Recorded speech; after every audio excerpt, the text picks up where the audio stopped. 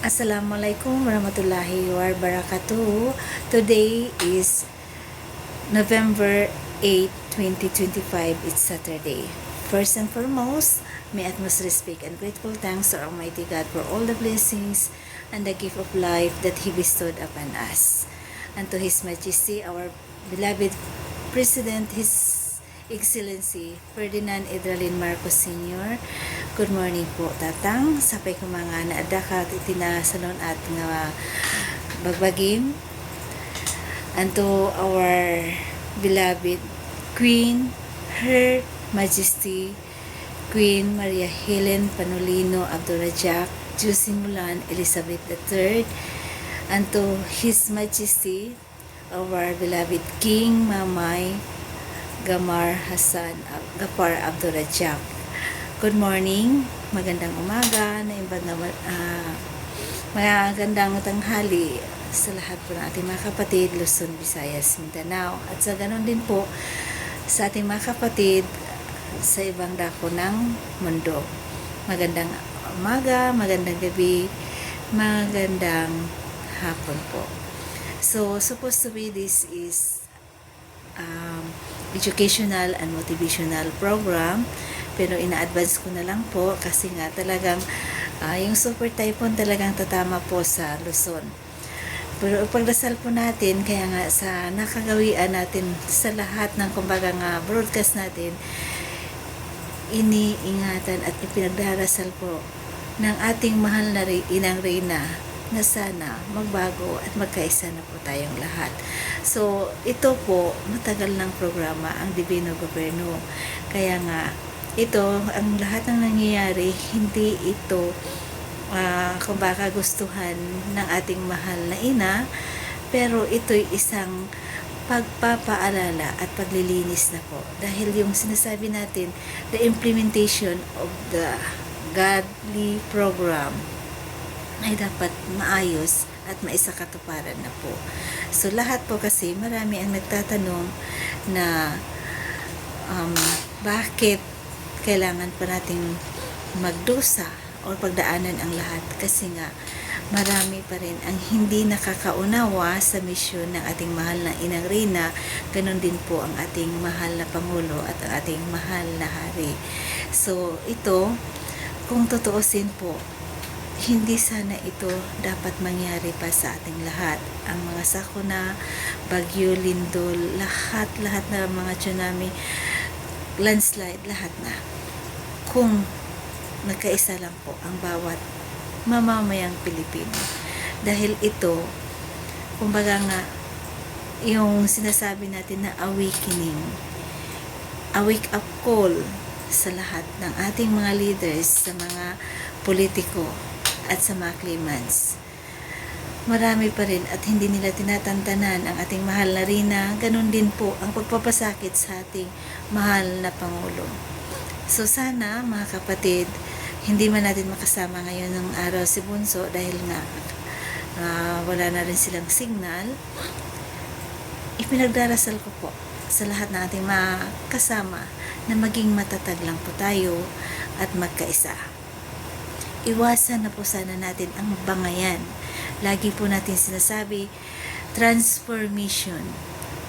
We must have to discipline ourselves.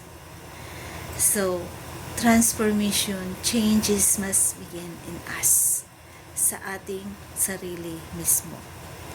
Kaya nga, marami ang yung mga sinasabi natin na talagang nagkakagulo dahil hindi pa rin naintindihan kung ano ang misyon. This is not just a physical but spiritual program na dapat po tayong lahat magbago at bumalik loob sa Diyos, sa Ama, sa Allah. Kasi ito na po yung pagsasakatuparan. So, konting paalala lang po. Lahat po may mga pinagdadaanan. Lalo na ngayon, may parating na super typhoon. So, sa totoo lang, inaayos natin. Hindi lang ang mga dokumento, but we must have to, kumbaga nga, ihanda. At, kumbaga nga, magiging secure ang ating mga dokumento. So, marami ang mga talagang hindi nakakaunawa na sa ngayon talagang puspusan na po ang paglilinis. Hindi lang ang kalikasan, kundi pati na rin sa, kumbaga nga, yung mga kasama na talagang hindi nakakaunawa. Talagang ito sana yung magiging aral nating lahat, na magpakatatag at maging maingat sa lahat ng mga pananalita, lahat ng ating, kumbaga nga, kasi kung ano yung from our heart, kung ano yung nasa puso po natin, yun po ang nasasabi at naisasagawa. Pero isipin po natin na, kumbaga nga, yung hindi pa man natin sinasabi, or kumbaga nga nasa isip pa lang natin, kung minsan doon na tayo nakakasala. So iwasan po sana natin yung mga bangayan. So ito ngayon, paghahanda sa ating sinasabi na full implementation. So dapat malinis po ang lahat. Linisin po natin ang lahat. So yung mga kapatid natin na nasalanta ng nakaraang bagyo ng Tino, nakikiramay kami sa lahat at namamaintindihan nyo rin po na ito isang pagsubok lang. Kaya po natin lampasan ang lahat nito. May Diyos, may alam po tayo na hindi po natutulog at hindi tayo pinababayaan. Kaso lang, ang nakakalungkot, marami ang nadaramay ng mga inosenteng buhay dahil nga sa kapabayaan na ng ating mga nanunungkulang mga politiko. So, sa ngayon, wala tayong nakikitang, kumbaga nga, mga action. Lalong-lalo na ang mga sinasabi natin na mga claimants, bagkos sinisiraan pa nila ang ating mahal na Rina kasi sila na daw kuno ang magpapalabas ng pera. So, wala po, hindi po natin kasama ang yung sinasabi nila na yung sa BBMI, Tanglaw, yung Pilipinas Rescue, Maharlika Nation. Marami po ang mga claimants. Marami din po ang mga sinasabi natin na nagpapanggap at gustong sirain ang ating mahal na Rina. So ngayon, ang tatalakayin po natin ngayon is, kumbaga nga, paano po natin paghandaan. This is not just a test of our loyalty, a test of patience, but a test how strong we are, how faithful we are. So, ngayon, talagang marami ang mga, kumbaga, nangyayari. Hindi po nagkulang ang ating mahal na Rina sa pagpapaalala po sa ating lahat. So, Super Typhoon is talagang malapit na parating na po. So, magbibigay lang po ako ng mga konting tips na kagaya sa ginawa namin, halos magdamag na talagang nagbabalot kami sa mga reports. So, all your reports na sinubmit po sa national, talagang nilagay na namin sa mga plastic bag or yung sa mga yung trash bag na makakapal para hindi po mabasa in case kung talagang yung storm surge or yung daluyong, at lalong-lalo na hindi natin ma-predict kung ano yung mangyayari, yung mga sinasabi natin na the big one. Pero hindi po tayo dapat matakot. Bagkos, presence of mind, maghanda po, pagdasal, nawa, iligtas tayo ng Diyos, ng Allah. Kasi lahat ito ngayon na nangyayari ay hindi na to yung sinasabi natin na it's not just a natural calamity. Talagang marami na ang nangyayari. Yung sinasabi na unusual, hindi to pangkaraniwan. So, nakikiusap po ako sa lahat ng, kumbaga nga, yung mga kapatid natin na magkaisa. Yung sinasabi natin, the aero team o emergency rescue operation team, pinapasalamatan po namin na nakabigay na po ang iba ng kanilang mga emergency rescue team, pati na yung kanilang mga contact number, at the same time yung sinasabi natin na location or evacuation center in case of emergency.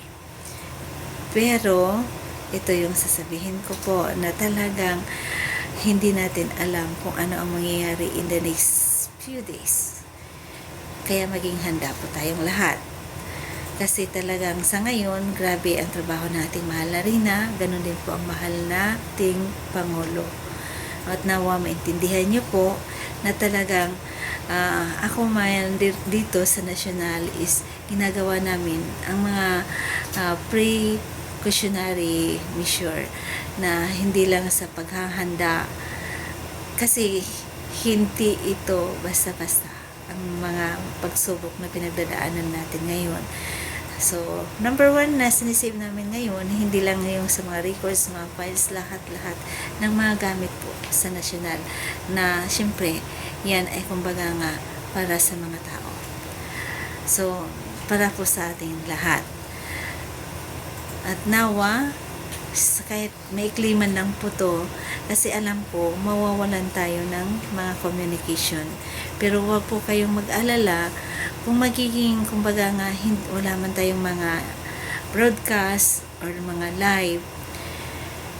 Nawa maintindihan nyo rin po na talagang nawawala na ang mga signal. Yung nakaraan na putol pa yung 1 hour mahigit na kumbaga nga video natin, kasi talagang mahina ang signal. At kung mawalan man tayo ng kuryente at sunod-sunod na to, yung sinasabi natin na total global shutdown, magiging handa lang po tayo. Magiging kalmado lang po tayo. Marami po tayong paraan. Sa sinabi ko na, number one, na kumbaga nga, yung relationship natin sa Diyos, sa Allah. Balik loob po tayo. At magkaisa. Yan po ang pinaka-importante ngayon. Dahil yan, tayo nasusubukan kung gaano tayo katatag. Hindi lang sa paniniwala sa Diyos, sa Allah, kundi gaano rin po tayo katatag para manindigan para sa misyon na to. So, ayoko mang dagdagan pa ng maraming kumbaga pasikot-sikot na istorya. Maghanda at magbago po tayong lahat. Kasi talagang hindi na po natin alam kung ano ang mga kumbaga we cannot predict what's happening all over the globe. So, ito na po yung paglilinis na sinasabi ng mahal na Rina. Kasi nga marami pa rin ang suwail. At nawa po maintindihan po natin lahat na talagang hindi tayo nananakot.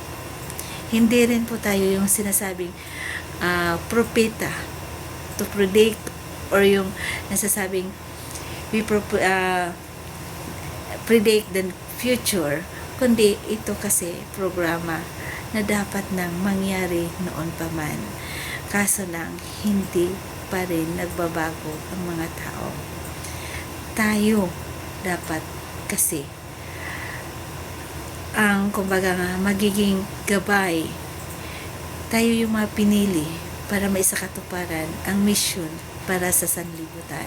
So nawa po, wag naman po natin gamitin yung mga social media para magbagayan.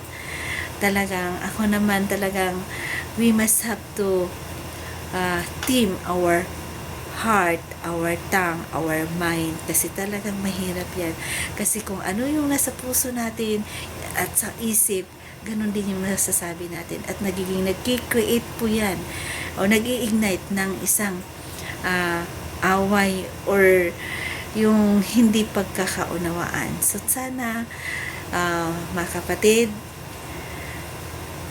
panahon na po para magkaisa at ipagdasal na lahat ng mga pagsubok na pinagdadaanan natin ngayon, hindi man tayo perfecto, but we have a heart to change. We have a humble heart to accept the truth.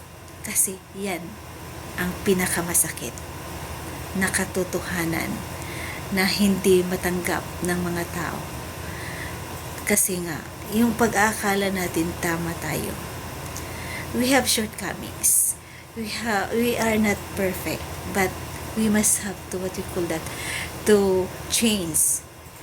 Kaya nga sinasabi ko, your assessment, your comment, nagpapasalamat ako because kung may mga reklamo, we must have to, what you call that, yung sinasabi natin na doon natin nakikita, doon natin, kumbaga nga, makukurik, maaalayan ang ating sarili kung tama or mali ba tayo. Kasi hindi sa didipinsahan natin na yun na yung nakagawian natin o yun na ako. Hindi po yung ganun. Kundi dapat po tayong, kumbaga nga, yung sinasabing godly correction. We have a teachable heart. And we must be a good example. So, yan lang pong pakiusap ko kasi talagang alam ko bukas hindi talaga kami makapag-live dahil nga talagang sa ngayon pa lang mahina yung signal. Actually, halos magdamag po kaming nag-impake sa mga dokumento dito para nga at least ano mang mangyari, mabahaan man o ano, at least safe ang ating mga records. Ganon din po ang ating mga kagamitan kagaya ng computer, mga printer. So, yan po. Maraming salamat po sa lahat at nawa maunawaan nyo po na talagang ang ating mahal na Rina, mahal na Hari, talagang day and night they're working, even up. Yan ang, kumbaga nga, yun ang pinakamasakit. Dahil sa dekada nilang pagtitiis para lang sana maisa katuparan, hanggang ngayon, nagtitiis pa rin. Dahil nga marami ang humahadlang at marami rin ang hindi nakakaunawa na dapat sana magkaisa para maisa katuparan na po nating lahat ang matagal nating minimithi na kumbaga nga yung masaganang buhay.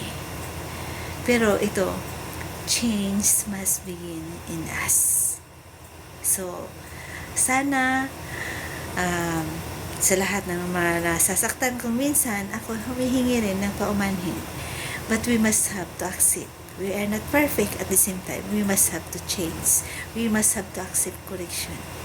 We must have a humble heart. Kasi ito, mission ng Diyos, ng Allah. So, maraming salamat po. Kasi talagang kung tataasan ko pa to, talagang hindi na naman to. Mapuputol na naman, hindi naman yung masasabi natin na hindi lahat ma-upload. So, thank you so much sa ating mga kapatid, Luzon, Visayas, Mindanao. Magkaisa na po tayo. Magbago na po tayo. Gawin na po natin ang tama para sa Diyos, sa Allah. At lalong-lalo na po sa ating kapwa. So, thank you so much and God bless everyone.